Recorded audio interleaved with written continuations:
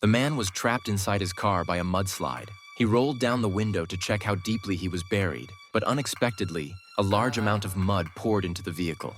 Jack panicked and quickly closed the window. Before he could even react, the sunroof suddenly shattered. He frantically tried to tape the glass back together, but the tape couldn't withstand the pressure from the mud. Realizing he was about to be buried alive, Jack suddenly spotted a steering wheel lock under the seat. In a flash of inspiration, he wedged the lock into the sunroof. Surprisingly, this abandoned lock actually managed to hold back the sinking mud. The situation was finally under control, and Jack let out a sigh of relief. He grabbed a bottle of mineral water and gulped it down. Only after finishing did he realize it was the last water in the car. Jack was filled with regret. Being buried under the mudslide with no idea when he might be rescued, the lack of water would undoubtedly lower his chances of survival. But it was too late now, so he downed the rest of the mineral water in one go. Next, Jack gathered all the usable items in the car, hoping to find tools that could aid in his survival.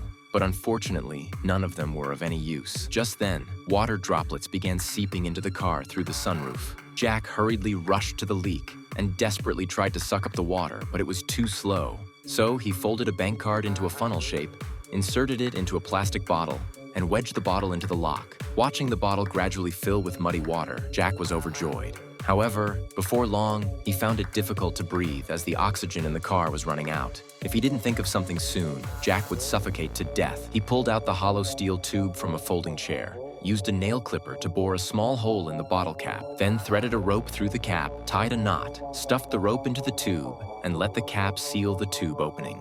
Finally, he gripped the steel tube and forcefully pushed it upward through the hole. But the 1.8-meter-long tube didn't even reach the surface. The thickness of the mud far exceeded his expectations. Jack began to panic and quickly detached the second tube, connected it to the first one using the same method, and continued pushing upward. It was only when both tubes were submerged in the mud that he despairingly realized the length was still insufficient. Breathing became increasingly difficult, and Jack was terrified. Without much thought, he detached the last tube and used all his strength to push it upward. This time, the tube seemed to be blocked by something, and no matter how hard he tried, it was to no avail. Jack let out a desperate howl. In his panic, he thought of using a jack to prop up the steel tube, but soon the jack also reached its limit and the tube still hadn't penetrated the mud.